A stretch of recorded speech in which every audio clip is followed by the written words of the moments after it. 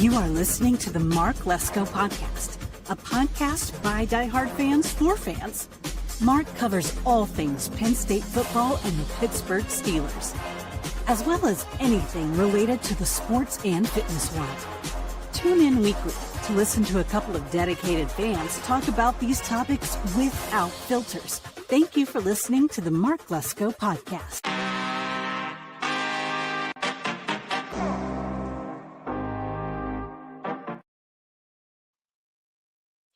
What is up, Yinzers? Welcome to the Mark Lesko Podcast. I am your host, Jay Rod, and this is Black and Gold Mondays. Guys, it doesn't get any bigger than a day like this. Pucks and Bucks have huge games already this season for the Pirates and for the Penguins, guys. This pretty much is the playoffs tonight. We need to prepare for this particular stretch if we're going to have a shot at making it. This has got to be the craziest, bunched up, wild card 1, 2, 3 I've ever seen in all the years I have watched the NHL. It's been 17 years, and I have never seen a race for first, second, third in the division and a wild card spot. There's 2 wild card spots, 5 teams go, and there's like 9 teams, maybe 10 if you count the Flyers, that are all bunched together. This has got to be just the craziest ending to an NHL season. And for us, it is no different because these guys are facing pretty much everyone that is a playoff team before the playoffs. We're getting a preview with this entire week and next for the Penguins, if they can even be a wild card team or even a playoff team, period. This is absolutely incredible, folks. But let's start with the puck drop topic, which is the recap of last week's games. We took on the Colorado Avalanche, and it was back and forth for the first 5 or 6 minutes. And then all of a sudden, Witherspoon got a little lazy with the defense, and McKinnon, I believe it was, caught him napping and just went down and shot and completely faked Shelos out, and there was the first goal of the game. Just ugly way to start the scoring for the other team. And I know we responded pretty quickly, but then we were down 2-1, and then we had the power play for the Avalanche, and it took them a blinking 5 seconds to score that power play goal to make it 3-1 to end the period. And it just got ugly from that point. And by the end of it, it was 6-2. A response that we did to them, now they did to us. We definitely did not show up in that game whatsoever. I understand that you must expect more from your defense. They did not care to do that. This team, without Malkin and Crosby at the helm, very much looks like a team that is playing without legends.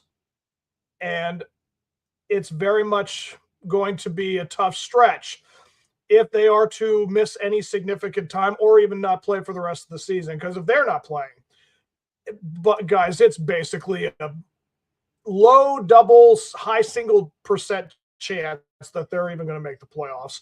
There's still 9 games left, and they could lose all of them, and we could not make the playoffs. Everyone would jump us, and we would just be watching from home. After basically the last month and a half of fighting, you know, with how they had to go into the game after the Avalanche, they had to go into Ottawa and win. And they had to, I believe, come back into that game, and they tied it up to go into the overtime. Didn't do anything in the overtime, had to go into a shootout. We all know what leads to what result comes from that. And everybody showed up. Kendall gets the biggest goal of his career as a Penguin yet, and we win that game. But the Senators still get a point, and they keep staying in the standings for the other wild card spot.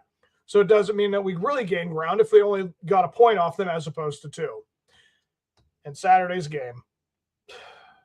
When I heard that Malkin was not going to be in the game, and then I saw that at the beginning of that game, Crosby went down, and it was not the leg that he had a problem with before. It's the other one, which again, it's like, oh, well, great. Now we got two leg problems with Crosby, and he may be out for a significant period of time. I don't know. Like they say, he's day to day. He might be playing tonight, so it might be Malkin. But knowing that they went down in that Dallas game and seeing how they played, what you see without those guys in the lineup against Dallas at home, it wasn't like this was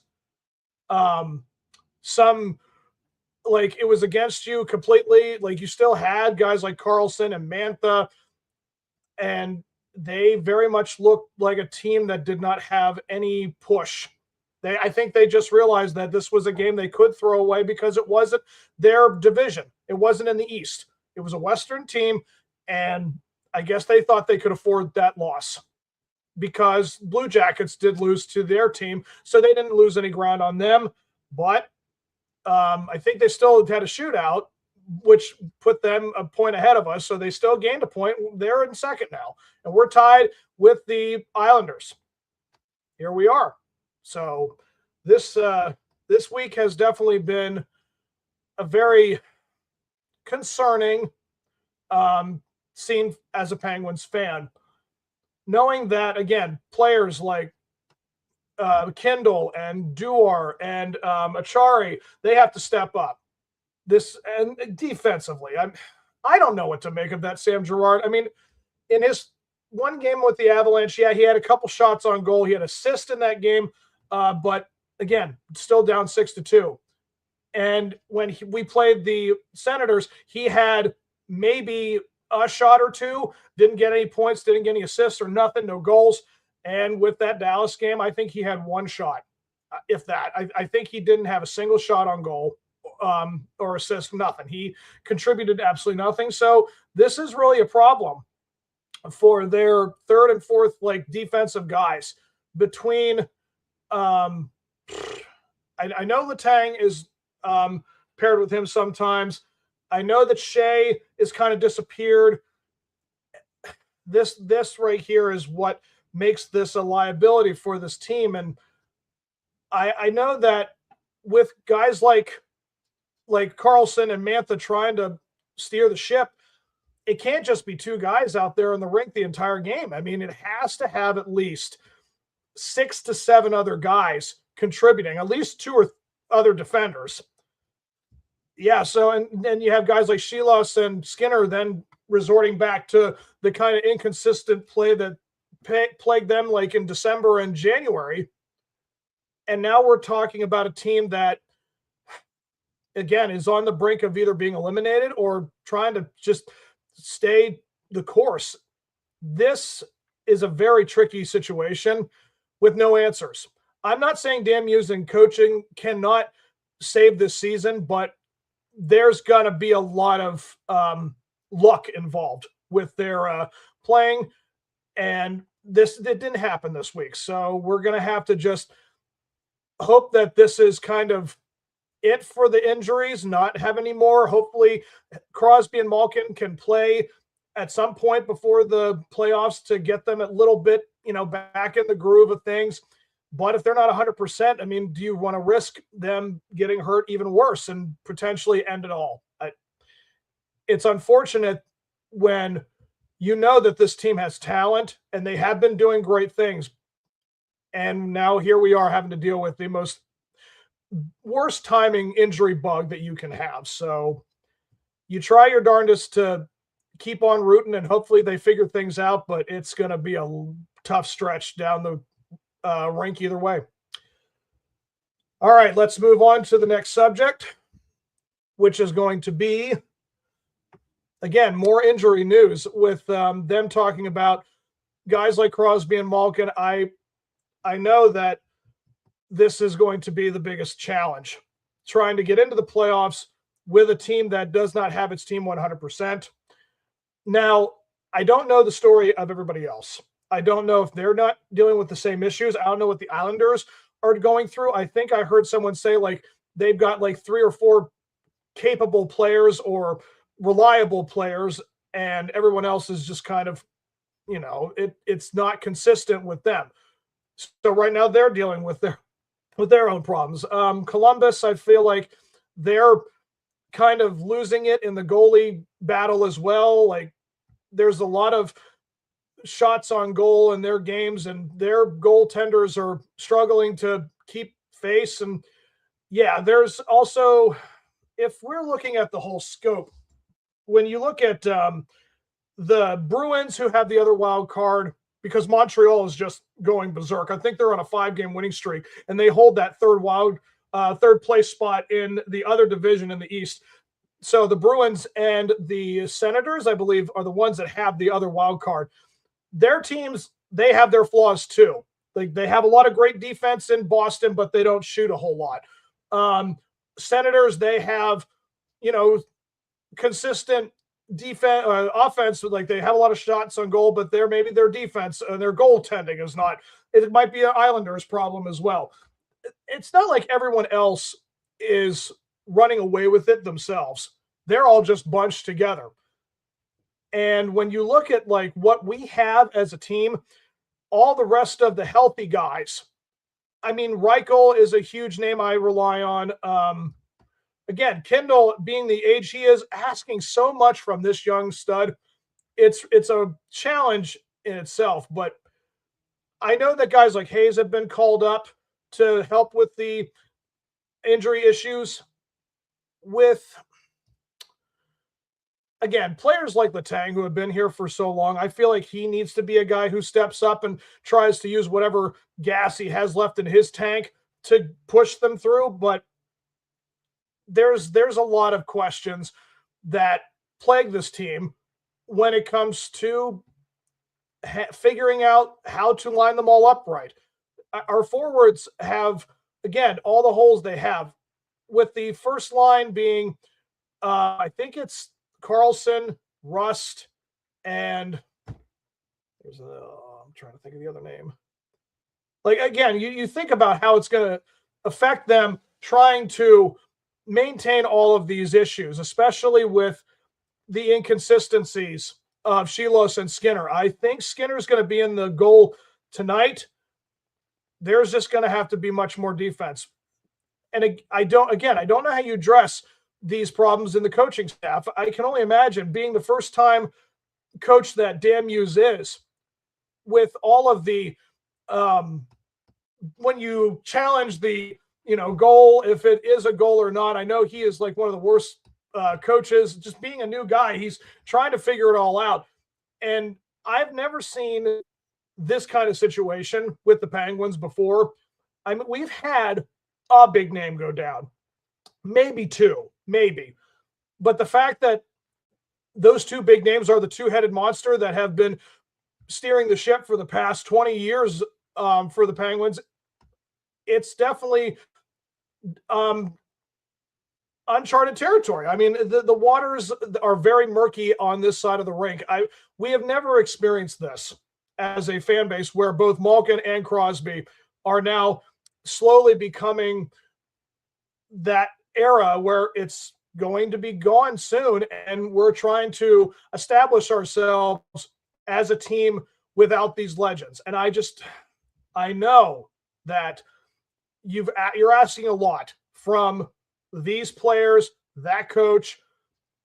Again, the schedule does not favor them whatsoever. The whole focus about this upcoming stretch to just get to the playoffs, again, after 9 games, it's over. And can these injuries can we overcome them?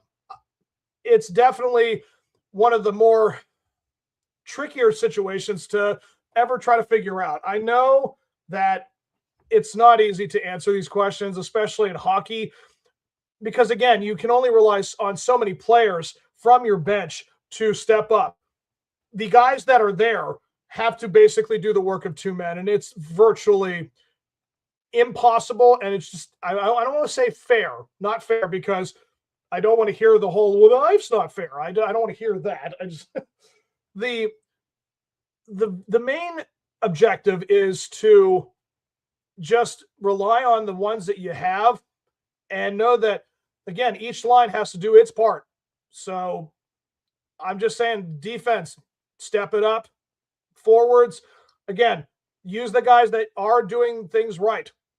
Mantha and Carlson, you got to try to rub off as many guys as you can with your skill, with your focus. Like, it's all got to come together. They got to treat this week like it's going to be like the most important weekend that you've ever had as a team. Like, they've got to treat it like it's the finals. This is how they got to play, and then they got to go and do the whole thing all over again. They got to somehow create gas in their tank every week. Like, there's no station around, but yet they got to produce the gas themselves. Like, it really is going to be one of the more impressive tests. If they are to get through this and get to the playoffs, folks, this would be one of the more remarkable endings to a season. And you look back on this as a fan and you say, I was there when they went through one of the most hellacious schedules and endings to a season, and they were able to somehow muster through it and find strength and overcome all the odds. Like, it's a pretty tough mountain to climb. And do I think they have enough? I do believe this. I think that what they have is good enough to push through, but again, it's going to come down to defense and goaltending that's going to push them through. Now, with the next subject, it's just the upcoming schedule. How much more can they swim? Because these next 3 games, if I am right, tonight is the biggest playoff game, the biggest game of the regular season against the Islanders in New York. They're going to be fighting tooth and nail. They're going to be clawing, finding every which way to survive it. And this is it. If you can get through this game with a point, and have one more point than them, you stay in third place, and you keep on moving into the playoff position. So the overall objective for tonight, if Crosby and or Malkin play, naturally that will be a little bit of a boost, but I think that it's just going to be, again, relying on the other players more to get them as much time to get ready. Again, we still have a month and a half before we're into the Stanley Cup playoffs. So, I mean, we're getting through them. Like, so they still have another month and a half of hockey to play. I feel like tonight's game, and I'm going to try my darndest to figure this one out. I think it's going to go in the first period. We're each going to score a goal. It's going to be 1-1 after the first. And then in the second period, the Islanders will go ahead 2-1, and it will be that. And in the third period, we will respond, and we will have it tied 2-2. With 7 minutes left, I feel like we are going to score on them, and we're going to get a goal 3-2. And I think with their last push, we're going to have to go as hard as we can, but I don't think it's going to work. I think they're going to find a way to score a goal before regulation. I think they're going to tie it 3-3. But I do rely, again, on guys like Rust or Reichel or Carlson to come through in overtime and somehow find a goal. And I'm going to predict it's going to be Carlson that's going to lead them into overtime win over the Islanders, and we're going to still be up by 1 point. And then for the next game, I believe it's the Lightning. I think, let me just double check this real quick. No, we have the Red Wings. I'm sorry. We're home for the Red Wings. After that, it's Detroit, which is Wednesday or tomorrow. No, it's a Tuesday. Gosh, back-to-back days. Yeah, and Red Wings, they're also in this conversation. I totally forgot about them. I feel bad. But yeah, they have been a team that hasn't come close to the playoffs in a while, and now they're all of a sudden clawing and scratching to a playoff spot. And this is a must-win game. Every game is pretty much is a must-win because we don't let up on the schedule. I think we have 2 games of the next 9 that don't have a playoff team or a winning record. It's just nuts how many more games we have with this. But with the Red Wing game, I feel as if because it is home and we had a huge road win, they're going to use that momentum. And I think, again, Crosby and them, I think they'll get a little healthier, just, by about 10, 15%, and it'll be enough. And the first period, I'm going to say they're going to go 2 goals over the Red Wings, make it 2-0. And then in the second period, we're going to score a goal. They're going to score a goal. It'll be 3-1 Pittsburgh. And then Detroit will come alive in the third. And they're going to have it 3-2. They're going to push as hard as they can to get the goal. But I think they're going to just miss out. We're going to shoot it out with the empty net. And I think we're going to have an empty net goal. And we're going to win the game 4-2 in regulation. So there's 2 more points, keeping us in the playoff run. And then finally, the Lightning in Tampa Bay. At that point, if we do win these next 2 games and have 4 points, I'm not saying that's going to be enough to have an excuse me game, but Tampa is fighting with the Sabres right now for their first place in their division. I just feel like the Lightning are just going to basically maul as badly as possible. Like they're just going to come out and destroy. I think that it's going to be like 1-0 in the first, and then they're going to shoot 2 more goals, make it 3-0. We may get a goal in the third, but then they're going to score 2 more. I think it's going to be like 5-1 Lightning. It's just looking like that's where it's going to go. So those are my predictions for these week's games. I think winning 2 out of 3 will still keep them in their playoff spot and secure at least third place to stay in it. It's not over yet, folks. We definitely have a lot coming for this next couple of weeks, and I'm looking forward to it, guys. I hope they are too. All right, guys. These guys.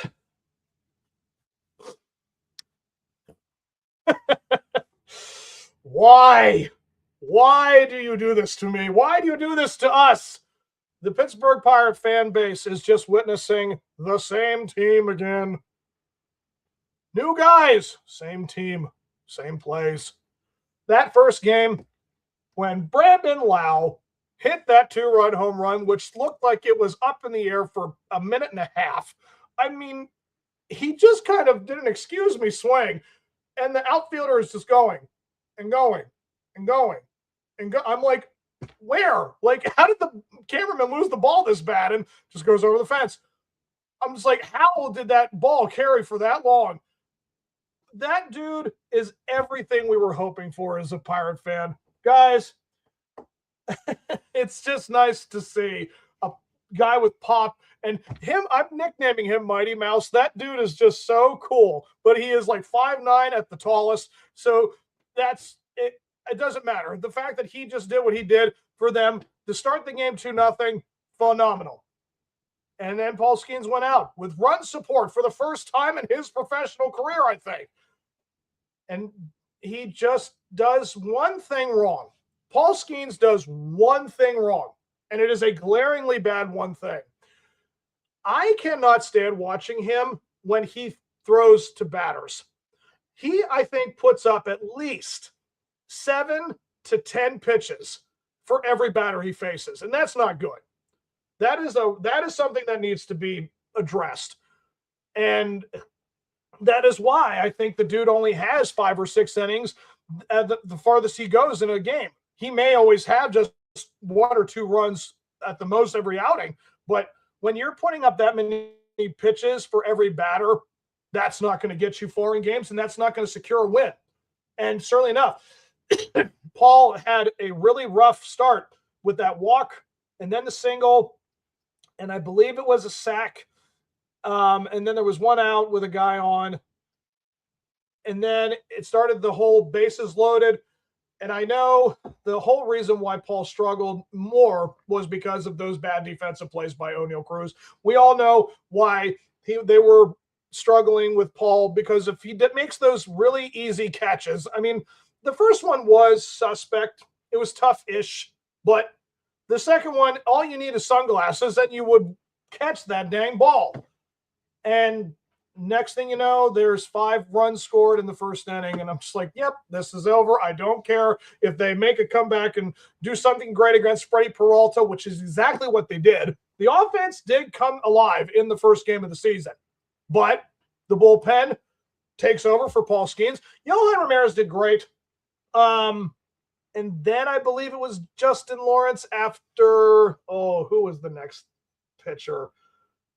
There was another bullpen guy before Lawrence, and it was like 2 walks, and he gave up 2 home runs. Like it was back-to-back solos. Sorry, he didn't walk. He back-to-back solo home runs given up by Justin Lawrence. And by the end of the game, it was 11-7 Pittsburgh. I think they said that we had walked 9 batters in the first game between the bullpen and Skeens, and you can't do that. That right there is just not acceptable. Like the thing I thought that was going to be a huge strength with them was exposed in the first game. That's what I love so much about the Pittsburgh Pirates. It is always a fact that they have a flaw that they never addressed in the offseason. Like they did address some things right, but the things they didn't address right, teams expose it almost immediately. I mean, in honor of Easter Sunday coming up, it's like the Pirates did very little to hide the eggs. It's like, that's the thing. You want someone to try to actually take the time to find what it is you hid. And everyone, it's like you just put them right out in the open. The Mets found your eggs in like 2 seconds flat. It was just, they knew that O'Neal Cruz was a liability as a center fielder. They knew that the bullpen was basically walk happy in the first league. They just took advantage of everything that was given to them, and that's why they won the first game 11-7. And then the second game, which was just so frustrating, even more because Mitch Keller went out there and performed beautifully, just masterfully. It had an amazing outing. I think he struck out 6 guys. He had walked none. He didn't walk a single guy. Maybe he walked, I don't know, maybe he had 3 strikeouts. I think that was his numbers. But yeah, he still had 6 innings and didn't give up a walk. Was absolutely fantastic in this game. Took care of that Mets lineup, which is one of the best in baseball, in my opinion. Didn't have any problems whatsoever. But here we then go with the offense, where we left 17 men on base in that game. The last time they did that was 7 years ago. I mean, it's just so infuriating where one thing is right and the other thing is not. Every game you watch of Pirates, it's like the pitching is great, but there's no hitting. There is some hitting, but the bullpen gives it away. Defense ruins it, but there's so many different facets as to why this team does not have success or knows how to be successful. And they just exist. And we as fans have to just tolerate it. But poor Mitch Keller, he pitched as well of a game as he could, and we had no offensive answers. We had 12 hits with 2 runs. Or no. We had 12 hits with 2 runs at one point in that game. And then they did this horrible thing with Hunter Barco, which I don't think is really his fault. With him being in that position in the 10th, bases loaded, 1-1 game, and Hunter Barco, had to take on Lindor, Soto, and Bichette. That is one of the ugliest situations any pitcher could be in, and that is a young guy, rookie, and he found a way to get out of it. That right there was unbelievable, how he was able to get out of that 10th inning with only giving up a run with that situation. And then in the 11th, they decided to bring him back out. Walks the first batter. Luis Robert Jr. hits a home run. Ends the game 4-2. So we lost 2 very tough games to start the season. And I'm just like, oh my God, this is the Marlins all over again. To start the season, 0-2, it was very abysmal. And again, I did call for the Pirates to win against the Mets with Mlodzinski on Sunday. And it started out back and forth. I think the O'Hearn got the first run in. We were up 1-0. And I believe Mlodzinski, I think it was one of those, he got a guy on base and they got a hit and he was able to score. So tied up 1-1. And Brandon Lau, I think in the 3rd or 4th inning, hit that beautiful, home run. Every time you see the guy just connect, it just seems like it's going to go out of the park. And it did. 2-1 Pittsburgh. And then it was by the 4th or 5th. It was the start of the 5th. And he was able to strike out the sides before. And, again, the big issue with him is that he never gets these guys out. Like in the second time around the lineup, that's always been Carm Mlodzinski's weakness. And he found a way to do it. He has figured some things out in the offseason, guys. So Carm Mlodzinski was the right choice, which is what I said, to start the season in the rotation. And he was able to do enough to say, yes, this guy will be very reliable when Jared Jones comes back and he's in the lineup and they just insert Carm Mlodzinski out into the bullpen. If they ever need anyone to bail them out, Mlodzinski can do it. So that's a great thing to see from him. But it was tied 2-2, and we had to go into extra innings again. And if I'm right, I think it was Reynolds who got – no, that was Saturday's game. I know there was a hit that brought in guy on second. I know that Davis got the double to secure that 4-2, and they brought in Jose Urquidy to save the game. Dennis Santana pitched amazing ninth inning. He was phenomenal this whole week. He was the best bullpen guy. He's our closer. Great to see that is taken care of. He's fantastic. I'm very happy that he is ready to go this season. But Urquidy, he basically did everything he could to ruin that game, but we didn't.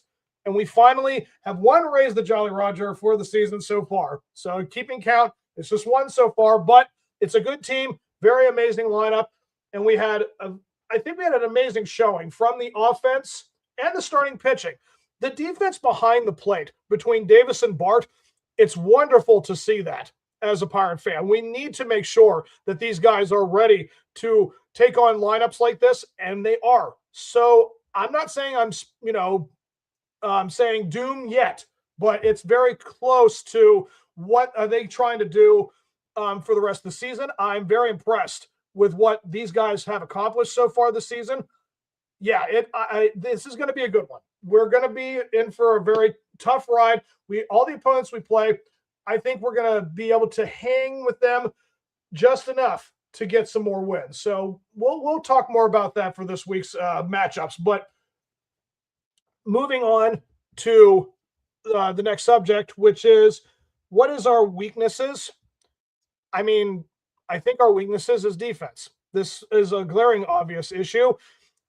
When I was watching the Sunday game, I was able to watch it. I had my other job for the first two games, but on Sunday I was off, so I was able to watch that game. And when I saw, I think it was Batty who hit I think it was Luis Robert Jr. He hit a ball to Nick Gonzalez squarely, and Nick did not respond correctly. And I mean, the ball was right at his head, and he just I know the reflexes makes it look like it would be tough to want to not get hit in the head and just jerk or whatever, but the ball was right there. If all he had to do is put his glove up, he would have caught that ball, and it just looks bad defensively. So it's really another one.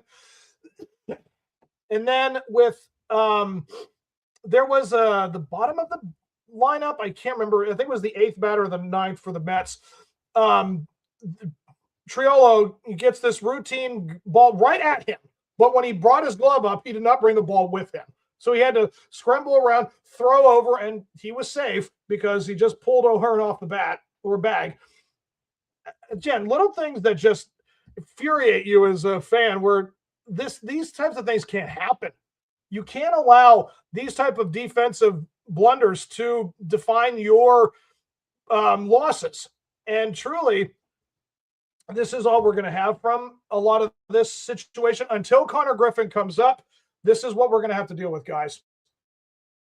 So it's unfortunate, but I know that these guys have enough in their bats to keep them in games. Just got to shrink the errors by half. If you make 2 errors, you can only make 1 in a game, and then none at all.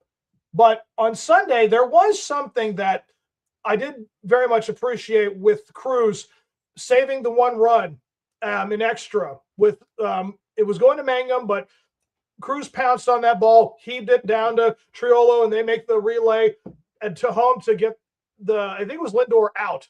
And it was just a masterful situation. I mean, it was just a good play by everybody involved. So they did have a couple of things. go right. But ultimately, that is the thing we're going to have to deal with as a fan base for this entire season. The defense is certainly a liability. I feel as if Brandon Lau and O'Hearn and Horowitz and Davis, there's probably 3 or 4 positions where we actually have guys that are meant to be at those spots. Triolo is playing shortstop. He knows how to play. He should be third. Griffin is not up yet. He should be at shortstop. And we don't have a center fielder. I know Garcia is down in the minors right now, not doing so hot offensively, but that would be probably another option. Because again, when you saw Jake Magnum go in for Cruz in the second game, the defense just went up immensely. They didn't have any issues center field whatsoever. Made an amazing catch that saved a huge moment. And it's like, well, if it was Cruz, it probably would have not gotten to it. But this right here is what Don Kelly and Ben Cherington have given us this season. We haven't addressed a whole lot of defensive things in the positions that everyone's kind of playing out of. So we're just going to have to scramble and just hope that they figure things out. That's what we're going to have to deal with. And yes, the bullpen did have a horrible first game, but after game 1, they did shrink a little with the walks. I think they did still have 4 or 5 walks after Keller left in the game. Again, he gave him 6 innings. So we went to the 11th. And from 6 to 11, I mean, we had 5 walks again. I can't believe what you're seeing with that. Ultimately what we have here, guys, is the bullpen is trying to figure that out. But when you have guys like Urquidy in this situation with Lawrence, they're not showing the best versions of themselves. And again, with Don Kelly making the decisions he did, I know you can't overstretch your bullpen. That is a very tricky thing to get right, guys. If anyone who's a fan of baseball knows that when you have a bullpen and you have the situation you have where you have a lot of lefties and you have a couple of righties, you got to know how to do it right. You got to know how to bring in the right guy. And it's not always cut and dry who's going to be the better player that day. I mean, Urquidy could somehow be better than Soto. Soto could very well be a more important player than who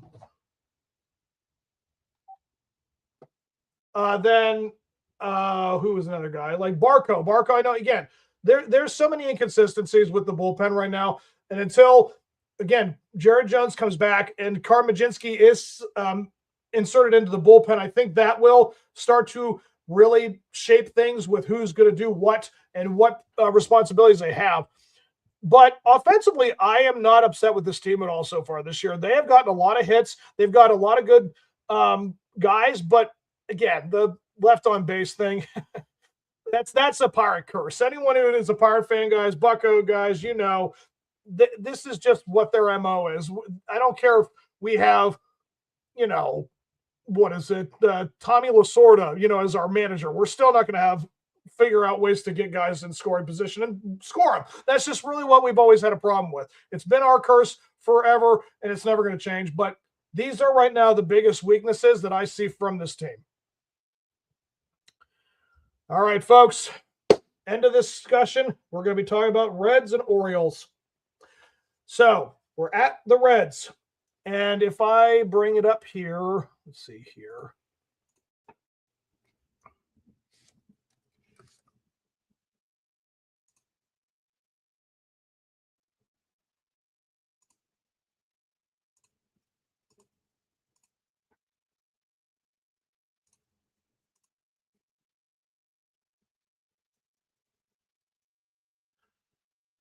All right, we're going down. So this game here.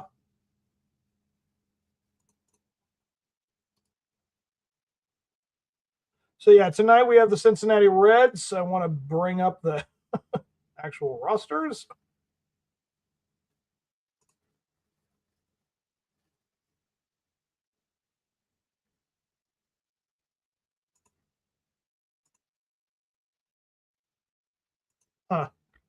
Wonder why they don't want to do that.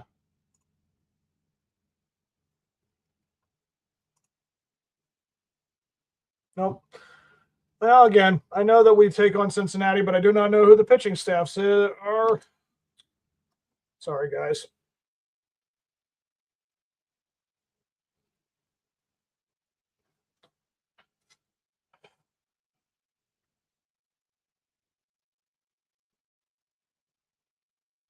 All right, so tonight we have Braxton Ashcraft taking on Chase Burns.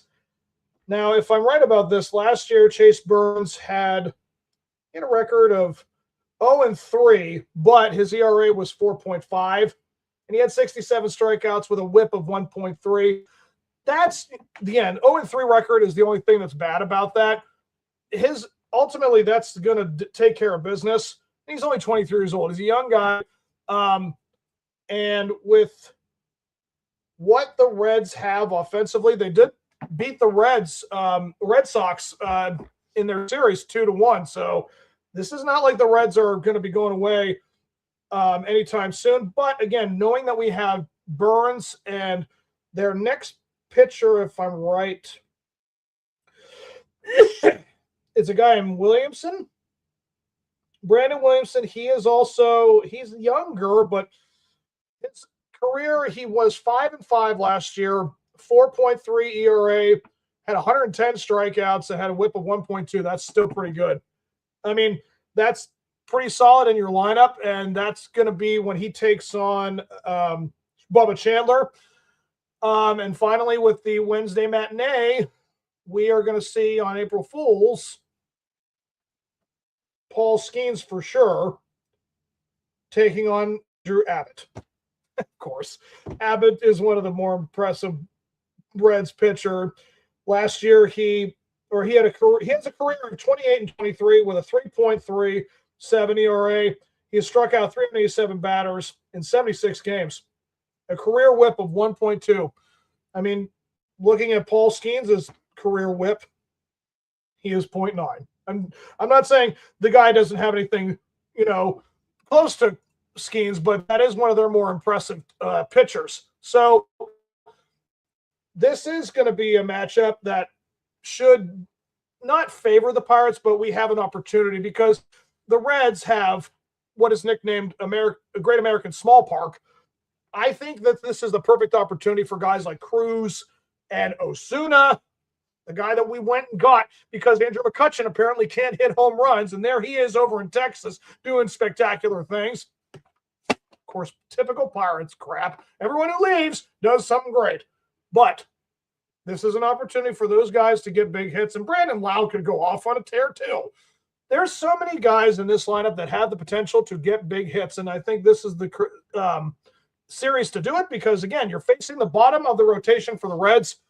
So as long as the lineup is structured correctly, Don Kelly, this team should be able to do some spectacular things for these first two games. I feel like we have a chance to go up in the first game with Ashcraft versus Burns. I think Braxton Ashcraft, he'll go 6 innings. I want to say 5, but I'm going to push it for 6. I think he's going to go 6 innings strong, strike out 6, give up 3 hits, 1 earned run with a walk. That's what I'll predict for him. And for us, I think in the second inning is when I think we're going to have a chance to get really going. I think we're going to get 2 runs against them. And then at the bottom of the 4th, they're going to get a run. So it'll be 2-1 Pittsburgh. That's when he'll give up his run. Braxton, he'll go 3 strong, but in the 4th, he'll give up a run. And by the 6th inning, I think we have a chance to really blow things up and get 3 runs, maybe 4. I'll say 3 just to be realistic and say it's going to be 5-1 Pittsburgh by the 6th. And Cincinnati will get a run by the 7th. And then we're going to bring in guys like Soto or Lawrence or Barco, whoever wants to complement, because they may not have Santana available because he pitched in these last 3 games. So I feel like Soto's the guy who will close out tonight. And I think we're ending up this game winning it 6-2 tonight. And then in the second game against Williamson, I think they may crush him something awful. And I feel as if we could go up 4 runs by the 4th. And Cincinnati will come alive and kind of beat up on Bubba Chandler by the 5th. I think they're going to pull him out of the game. It's going to be like 4-3. We're going to get out of the inning, and we'll go to the 6th inning, maybe get another run, 5-3. They'll tie it up 5-5 by the 7th. And I think we're still going to somehow muster another run, and I think we're going to win the game by a score of 6-5. And finally, I think in the finale with Skeens and Abbott, I think Paul will do great. I think he'll bounce back. But I'm going to say our bullpen is going to let us down in the finale. And we're probably going to lose the game like 2-1 or some minuscule thing like that, where it's like, oh, we had a chance to sweep, but we just couldn't get another run going. I think they're going to shut us down. They're going to salvage the series, and we're going to go into our home opener, for Pittsburgh, the PNC Park home opener for the 2026 season against the Orioles. Now, I doubt they'll have this pitching matchup set up. I doubt this. Yep, they don't have any announced for any of them. So, yeah, the Orioles, if I am right about this, they are 2-1. They just, who did they play? Did they play the Rays?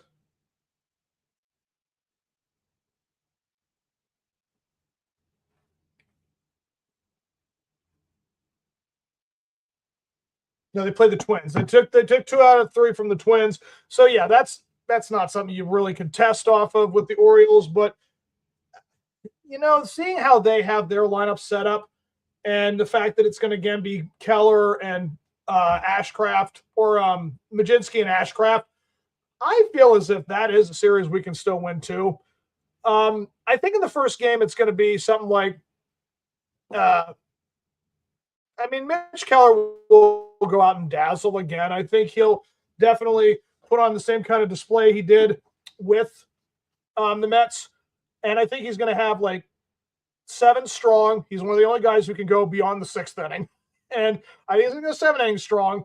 And he's going to strike out 5, maybe walk 1, maybe. And I think he gives up 2 runs, which wouldn't be, too terrible. But I feel as if by the 7th inning, we're going to have 3 runs. They're going to have 2. And then in the 8th inning, I think we're going to hit some more with the bullpen. I think we're going to get 2 more runs and make it 5-2. And we're going to win that game. Home opener for Friday night. And we then move on to Saturday's game. Again, most likely it should be Mlodzinski who's pitching Saturday. And then I think Mlodzinski, I think he'll go 5 innings again, fully. And I think he gives up 2 runs, maybe walks a guy, maybe 2 walks. But he only gives up, again, 2 runs. I think he'll get like 4 or 5 hits, something like that. The Orioles have a decent lineup, so he might have a chance to do something, but it'll be respectable.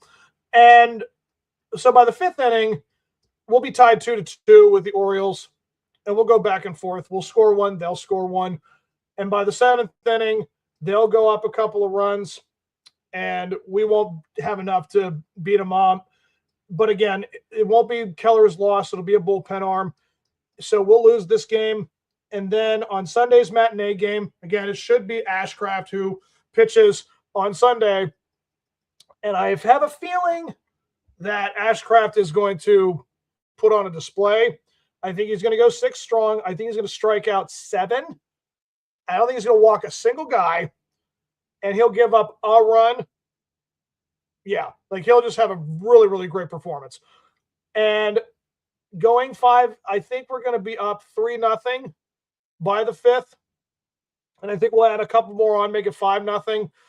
Orioles will have something going in the 8th inning. but we'll get out of it, and we'll just end it that way. We'll sweep the we'll shut them out in the final game, make it 5-0, and we'll win that series. So I'm predicting we're going to win both of these series, but we'll see where it goes from there. So there's your Pittsburgh Pirates for this week. And again, we got a lot of promise, guys. Hopefully they get the bats to stay steady, stay the course, and get the bullpen to get less walks and, again, commit less errors defense. This is a long season, and hopefully we can keep it going. All right, guys. It is time to move on, finally, to these guys. Oh. So the Pittsburgh Steelers, we have our NFL meetings going on in Arizona. That's where we're going to hear Mike McCarthy speak for the first time about the direction of what he's going to give, like whatever they ask, hopefully he answers them correctly, and what we need to hear as fans. What are they going to give us? I mean, I feel like the very first question should be, how are you going to open up the middle of the field with Pat Freiermuth? Like, just kind of give it as much, tension to like answer all the questions at once. It's a very important question to get right. This is really what we need to see, folks. The demons of the past with Mike Tomlin and company not being able to use the middle of that field has got to finally be put to rest. It's got to stop being such a, danger zone, or like it's just it's uncharted territory. Like, the weeds are so high up, the grass has not been mowed for a long time in that particular part of the field. It's like a jungle out there. And I just think we need to finally trim those hedges and get back to, putting some sort of threat into the middle of the field. And a lot of people have been asking I've been looking up some articles about how the draft is going to go for the Steelers. And I think the interesting thing, knowing that also with Mike McCarthy speaking this week, this is the chance for Omar Khan to see where we're going to go in our draft selections, what we're still going to be picking up potentially by June in free agency after the draft. There's so many questions that still have to be answered. But with Pat Freiermuth, okay, the tight end situation is interesting because you do have two guys, pretty much, because you let Jonnu Smith go and Connor Hayward is now on another team. We only have two tight ends. And I doubt that's allowed or that's a good thing. So, and again, they're constantly trying to use Darnell Washington at left tackle, be a more of a, blocker as opposed to doing his position. So you have to pretty much open up the field for Pat to get something going. I personally feel like that's something they still should address in free agency by mini camps in June. We still have a couple months before we solidify what our roster will be, 53-man, and that does make it, you wonder, is that the right way to start? Because again, I feel like the running back room is full. The wide receiver room is getting full. It will be full by the draft. And there's a lot of backups with a lot of other positions. I feel like, again, the big question is, when will Aaron finally give them an answer? Again, I already spoke about this last week. I don't want to bring it up again, but it's really the obvious thing that needs to be addressed. And until you get that question figured out, it's hard to set something up to at least do this season anyway.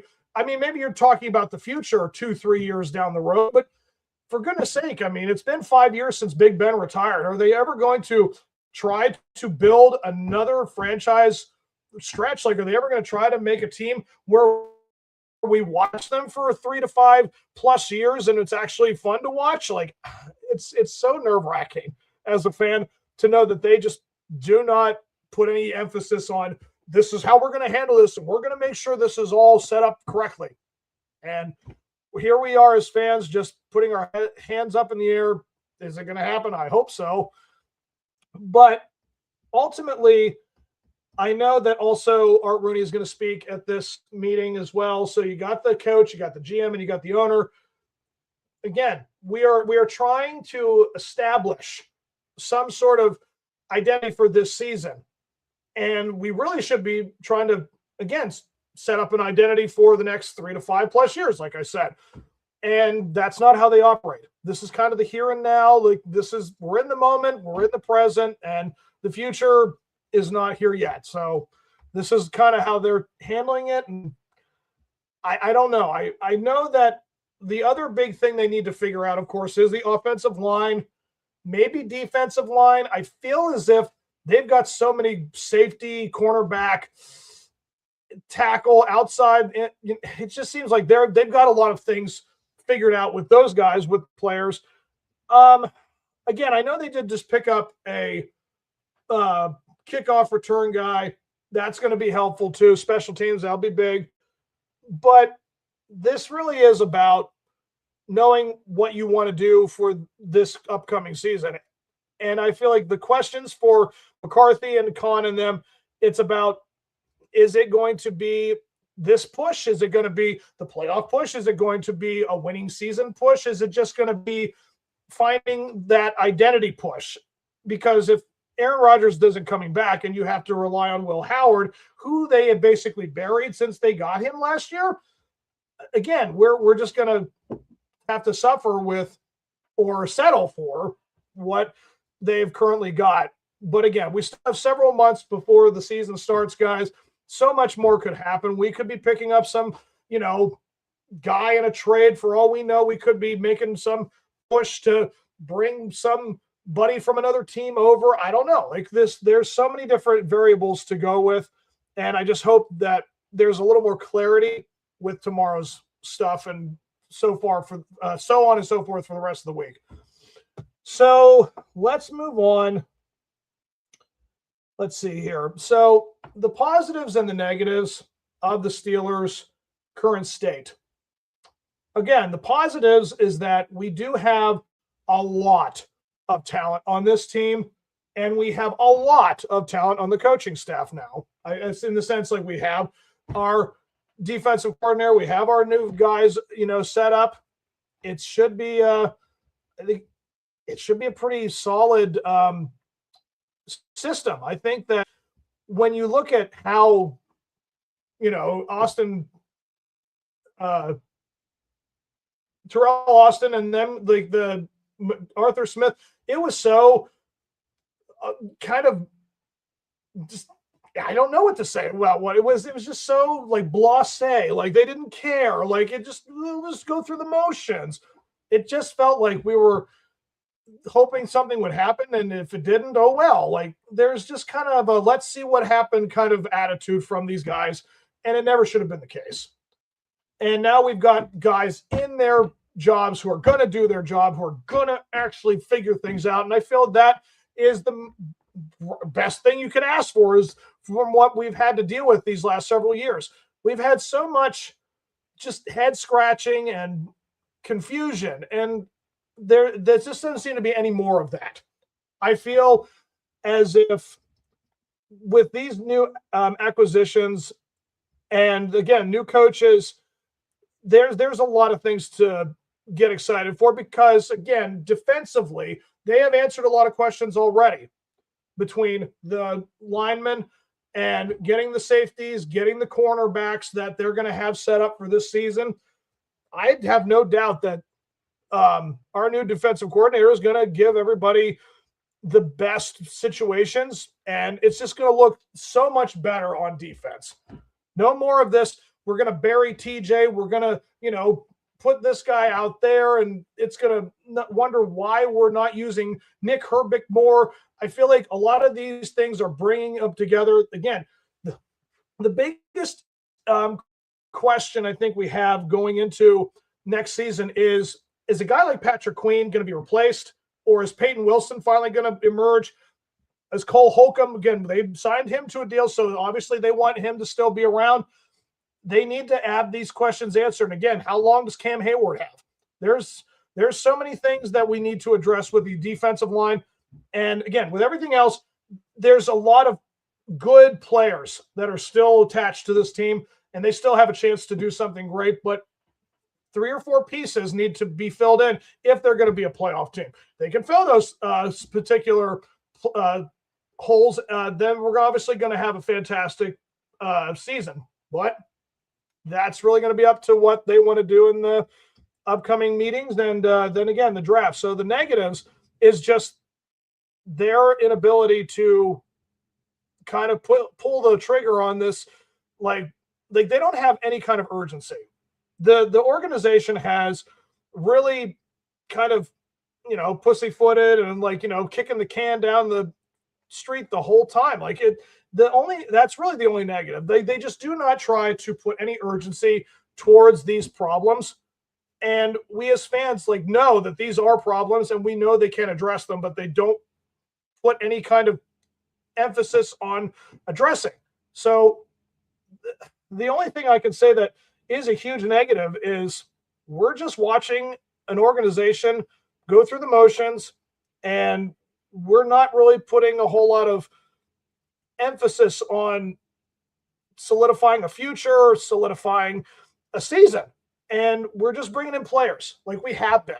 And I just only hope that Mike McCarthy is just not another Mike Tomlin coach in that regard of he'll answer things a certain way. He'll only give you so much information. I need to know how this guy is going to make things more accessible for us as fans and for everyone else involved to know what's going on. Just it needs to be a better environment like that. So hopefully that's really what it comes down to. And this is where we're at.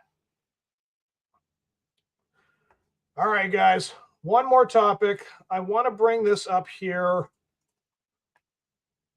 We're going to be talking a mock draft here. I'm just going to bring up a draft.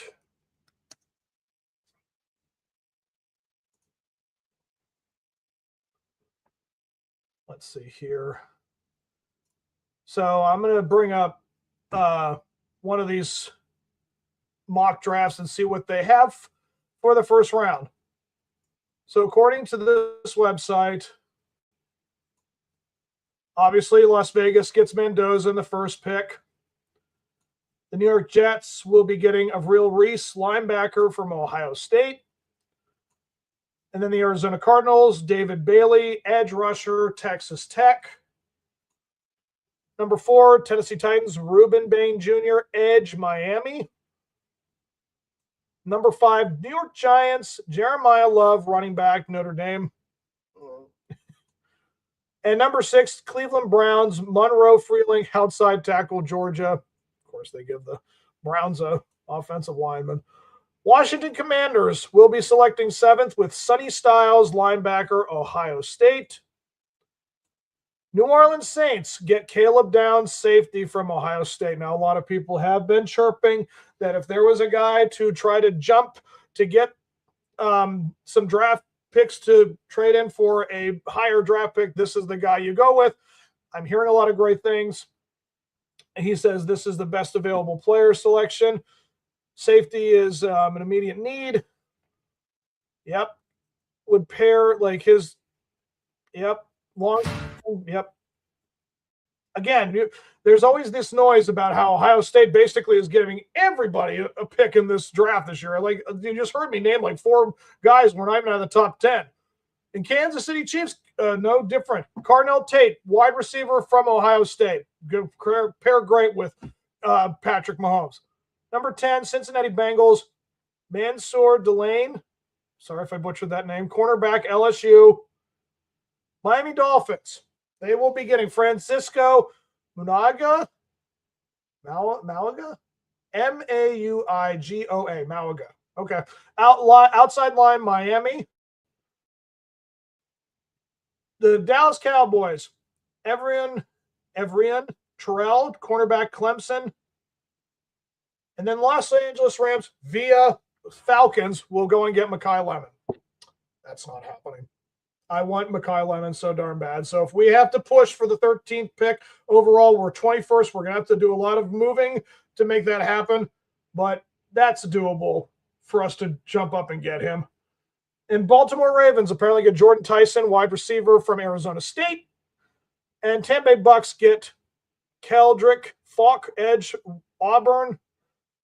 And 16, New York Jets, apparently with trading with the Indiana Colts Indianapolis Colts. They got Amari Cooper Jr., wide receiver from Indiana. And the Detroit Lions, they're supposed to get Spencer Fano, outside tackle, Utah. Minnesota Vikings, Dylan Thieneman, safety, Oregon. Carolina Panthers, Kyron Sadwick, tight end, Oregon. Dallas Cowboys trading with the Green Bay Packers, Akeem Mesidor, edge, Miami. And according to this, the Pittsburgh Steelers will be selecting Casey Conception, wide receiver, Texas A&M. Let me see if there's any. The Pittsburgh Steelers have two big wide receivers on the outside, and DK Metcalf and Pittman. Mike McCarthy's offense could use an explosive weapon who does more short to intermediate damage to round out the room. Casey Conception is a dynamic run after catch threat with explosive abilities. Okay. Now, according to this on the next pick, I'll stop after this. Vega, Ion, inside linebacker, or IOL. What the heck is the IOL? Inside out. I don't know what that means. I'm so sorry. I've never seen that position before, but he's our Penn State guy. According to Chargers, I don't know. I mean, that's an option. We could also go with the draft too. So I don't mind if we were to get Casey Conception. It sounds like a great name, but I feel as if the only way to go is with Mekhi Lemon or Vega for the spot for our draft. It's definitely an interesting next couple of months, guys. But with the draft only being a couple weeks away, they need to get those positions that they didn't answer correctly. That's really what this is all about. Because if everything goes into place, I feel as if then Aaron Rodgers will make his decision. We will get that answer. We will then move on to the season. And if everything's in place, then, hey, guys, we're in a playoff team again. How big? We'll only can tell. But we'll talk more about that, in the next couple of weeks. All right, guys, that's up for me. I am so happy that we were able to get through today. I appreciate anyone who came on. Please like and subscribe to the Mark Lesko podcast when you do. Great merch shop. Good stuff. I love it. So this is really the best time of the year for, again, hockey is just almost getting done with, and the Pirates are just starting out their season. There's a lot of promise. There's a lot of glaring issues, again, with both teams. But, hey, it's just all about how bad do you want it, and I feel the Penguins players want it. These guys have proven a lot of things wrong, and they're going to do it again. They have to. This is just what you do as a team. When you are put on that field or in that rink with the other guys, they just start to communicate. And I feel like this is one of the best years and one of the best teams we've seen in a long time, that you see how they play with each other. And it's just really starting to work with the Penguins particularly, and a little bit with the Pirates. I'm starting to see a lot of good camaraderie, a lot of good back and forth with the guys. I feel like we do have teams in Pittsburgh to root for and to get excited about. So this should be a really good season to end it with the Penguins, to start with the Pirates. And we've got so much time left with the Steelers before minicamp. It's going to be an interesting ride these next couple weeks, guys, and I'm here for you. So I hope you guys enjoy yourselves. Until next time, you guys enjoy being black and gold.